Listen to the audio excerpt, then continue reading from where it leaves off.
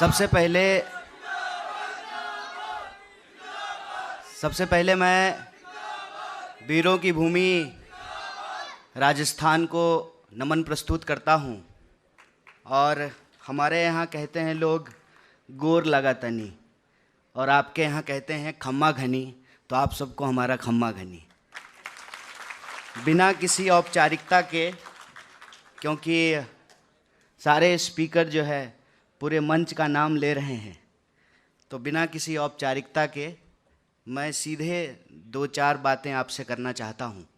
लेकिन इस कार्यक्रम की अध्यक्षता कर रहे युवा संकल्प कार्यक्रम की, जहां युवा नीति, नवीन युवा नीति राजस्थान की प्रस्तुत की जा रही है, इसकी अध्यक्षता कर रहे आदरणीय अध्यक्ष और राजस्थान विधानसभा के स्पीकर श्री सीपी जोशी जी, राज्य के मुखिया आदरणीय मुख्यमंत्री श्री अशोक गहलोत जी, युवा बोर्ड के अध्यक्ष और हमारे साथी, और इन्होंने भारत जोड़ो यात्रा की है हमारे साथ कन्याकुमारी से लेकर के कश्मीर तक, आदरणीय सीताराम लांबा जी, हमारे उपाध्यक्ष जी, डिपार्टमेंट के सेक्रेटरी यहाँ बैठे हुए हैं।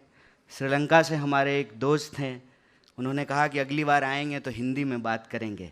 और हमारे NSUI के अध्यक्ष अभिषेक जी, पूरे मंच को मैं बहुत आभार प्रस्तुत करता हूं, क्योंकि मेरे ख्याल से पहली बार मैं किसी सरकारी कार्यक्रम में आया हूं।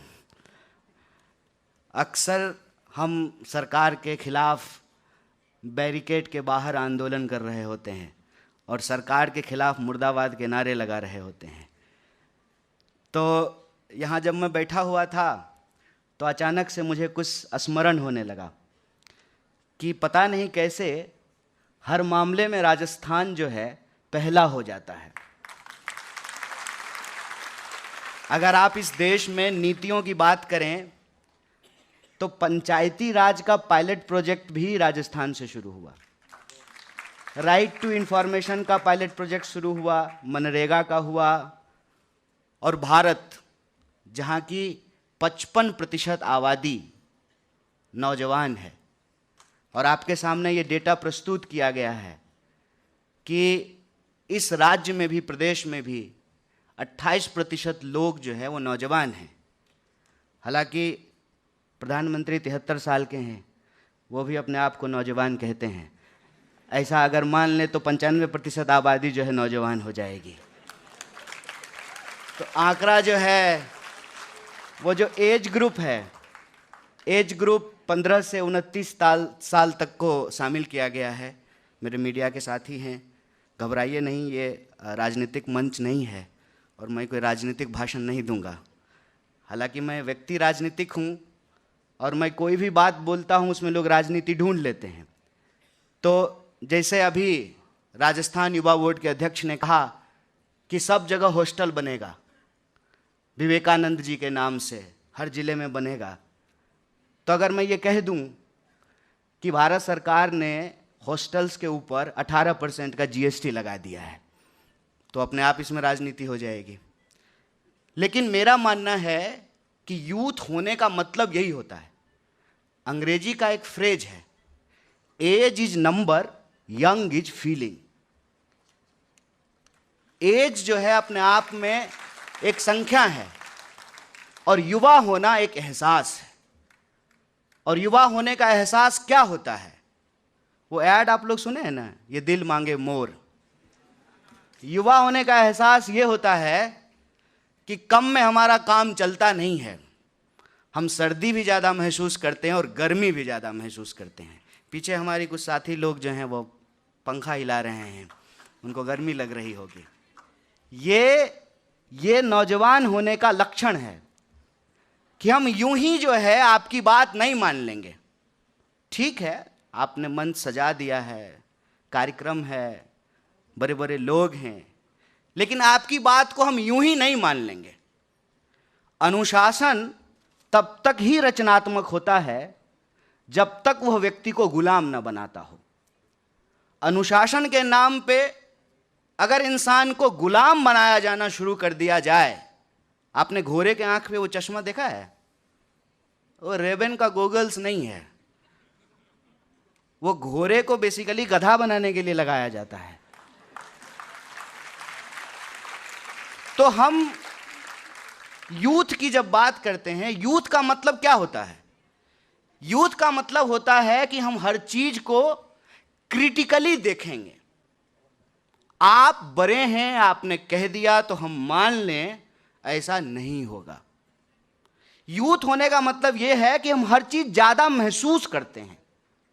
अगर हमारे आसपास किसी इंसान के साथ उसके कपड़े के चलते, उसके जो है प्रेम करने के चलते, उसके खाने के चलते, उसकी जन्म किस गर्भ से हुआ है, इसके चलते अगर उसके साथ कोई अत्याचार हो रहा है, अगर हम चुप हो गए तो मान लीजिए कि आप नौजवान नहीं हैं, चाहे आपका एज कुछ भी हो।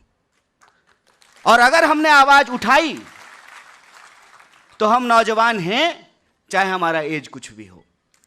अपने आसपास होने वाले अत्याचारों को महसूस करना। हम ये नहीं कह रहे हैं कि सिर्फ जो है नकारात्मक चीजों को देखेंगे, हमने कहा क्रिटिकली देखेंगे। क्रिटिकली देखने का मतलब सिर्फ नकारात्मक देखना नहीं होता है। क्रिटिकली देखने का मतलब होता है कि नकारात्मकता भी देखेंगे जब खाली सकारात्मकता की बात हो रही होगी, और सकारात्मकता भी देखेंगे जब सिर्फ नकारात्मकता की बात हो रही होगी। आलोचना का मतलब होता है पूरी आंख से किसी चीज को देखना।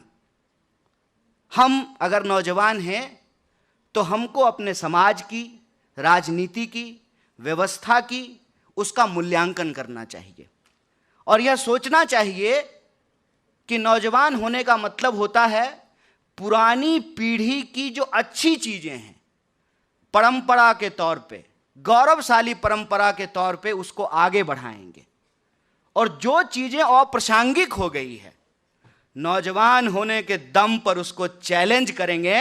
अगर वो गलत है तो उसको गलत बोलेंगे, अगर सही है तो उसको सही बोलेंगे। अगर कोई चीज सही है तो उसको लेकर के आगे बढ़ेंगे। यह जो नवीन युवा नीति आपके सामने आज प्रस्तुत की जा रही है, मैंने आपको पहले ही कहा, राजस्थान कई मामलों में पहला हो जाता है। आप युवा नीति बनाने के मामले में भी पहले हो गए हैं। इसके लिए मैं यूथ बोर्ड को और आप सभी राजस्थान के हमारे प्यारे नौजवानों को बधाई देता हूं।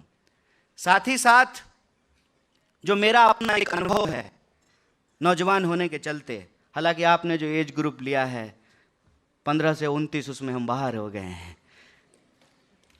लेकिन मैं महसूस करता हूं कि इस देश के अंदर जो नौजवान पीढ़ी है उसके सामने कई तरह के चैलेंजेज हैं कि कैसे वो पहले स्किल को सीखें, एजुकेशन को प्राप्त करें, फिर जो स्किल और एजुकेशन उन्होंने सीखा है उसके आधार पे उनको रोजगार मिले, और रोजगार जब मिले तो न सिर्फ अपना बल्कि देश और प्रदेश के बेहतरीकरण में वो अपना कैसे योगदान कर सकते हैं।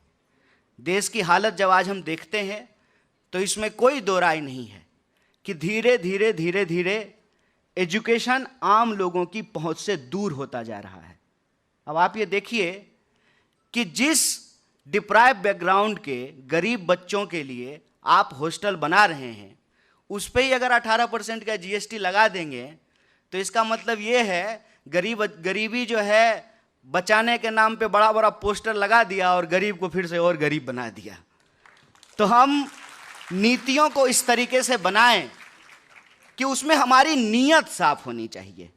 और मैं इसलिए नहीं कि यहाँ पे जो है मुख्यमंत्री जी बैठे हुए हैं और हमारी पार्टी से हैं, एक संयोग की बात यह है कि विधानसभा अध्यक्ष जी और मुख्यमंत्री जी दोनों को मैं तब से जानता हूँ जब से मैं भारतीय राष्ट्रीय कांग्रेस का सदस्य नहीं था। तो इनके सामने मैं कह रहा हूँ कि न सिर्फ यह जो युवा संकल्प के माध्यम से आपके सामने नवीन युवा नीति प्रस्तुत की जा रही है, इनकी नीति साफ है बल्कि इनकी नीयत भी साफ है। इसके लिए मैं इनको बहुत बहुत कोटि कोटि जो है धन्यवाद करता हूँ, इनको बधाई देता हूँ। और आप जो नौजवान साथी हैं, क्योंकि और स्पीकर हैं, उनको अपनी बात रखनी है और मेरे साथ मर्यादा ये है कि मुझे राजनीतिक बात नहीं करनी है, तो मैं आपसे एक सीधी सीधी बात, दिल की बात, करके जो है मैं अपनी बात को ख़त्म करूँगा। जैसा कि हमने आपको कहा कि नौजवान का मतलब होता है हर चीज़ को ज़्यादा महसूस करना। हम इश्क भी ज़्यादा करते हैं, हमको गुस्सा भी ज़्यादा आता है, हमको भूख भी ज़्यादा लगती है, हम सोते भी ज़्यादा हैं, गाना पसंद आ जाए तो हम गाने भी ज़्यादा सुनते हैं, और फिर सिर्फ भारत का गाना नहीं सुनते हैं, कोरियन गाना भी आजकल जेनजी लोग सुन रहा है कि नहीं है? हंस रही हैं जो है महिलाएं। तो हम सब कुछ ज़्यादा करते हैं। ज़्यादा करने में कोई बुराई नहीं है, ज़्यादा हमको करना चाहिए। लेकिन जैसे बरसात को आपने देखा है, खूब बरसात होती है, और जैसे गर्मी जब होती है तो आप गर्मी से परेशान रहते हैं। पहली बारिश जब होती है आषाढ़ की तो बड़ा मज़ा आता है, लेकिन फिर सावन में लगातार बारिश हो तो दिल परेशान हो जाता है। पानी बहुत बरसता है और वो बह करके चला जाता है। हमारे जीवन में एक ठहराव की भी ज़रूरत होनी चाहिए। जो पानी बरसा है उसका एक हिस्सा ठहर जाना चाहिए हमारी ज़िंदगी में। तो मैं अपने नौजवान दोस्तों से यही कहना चाहता हूँ कि खूब एहसास कीजिए और पूरी ज़िंदगी जीजिए, खुल के ज़िंदगी जिए, क्योंकि आज़ाद देश में आज़ाद नागरिक होने का मतलब यही है कि हम अपने पसंद का खाना खाएंगे, अपने पसंद के कपड़े पहनेंगे, अपने पसंद के इंसान से प्रेम करेंगे, जिससे प्रेम करेंगे उससे शादी करेंगे। शादी में अगर लगने लगा कि बर्बादी है तो खुशी खुशी जो है उससे टाटा बाय बाय कह करके आगे बढ़ जाएंगे।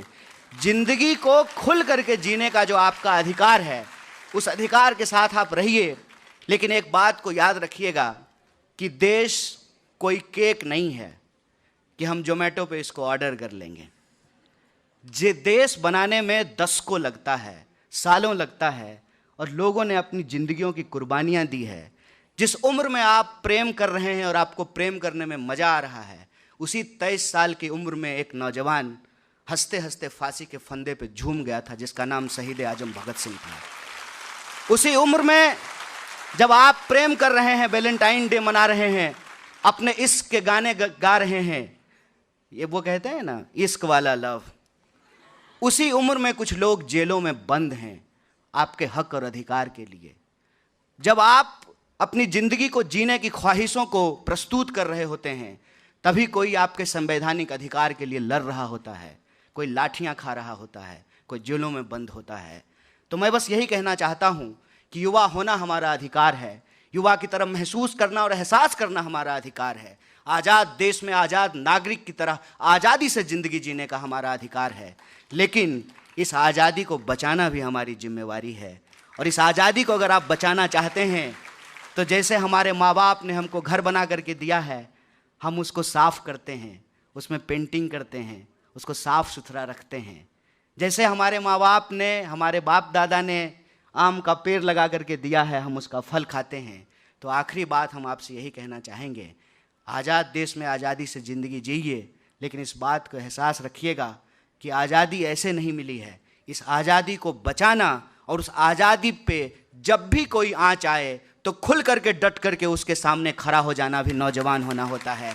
इसी आशा और उम्मीद के साथ यह जो नवीन युवा नीति है, इस नीति से राजस्थान के युवाओं का सर्वांगीण विकास होगा और राजस्थान एक बार फिर से देश में पहला राज्य बन करके दूसरे राज्यों के लिए भी प्रेरणा का काम करेगा, प्रेरणा का स्रोत बनेगा। इन्हीं शब्दों के साथ आप तमाम लोगों को शुक्रिया अदा कहते हुए और आदरणीय मंच को आभार व्यक्त करते अपनी बात को खत्म करूँगा। शुक्रिया। इनकलाब जिंदाबाद। जय हिंद, जय राजस्थान।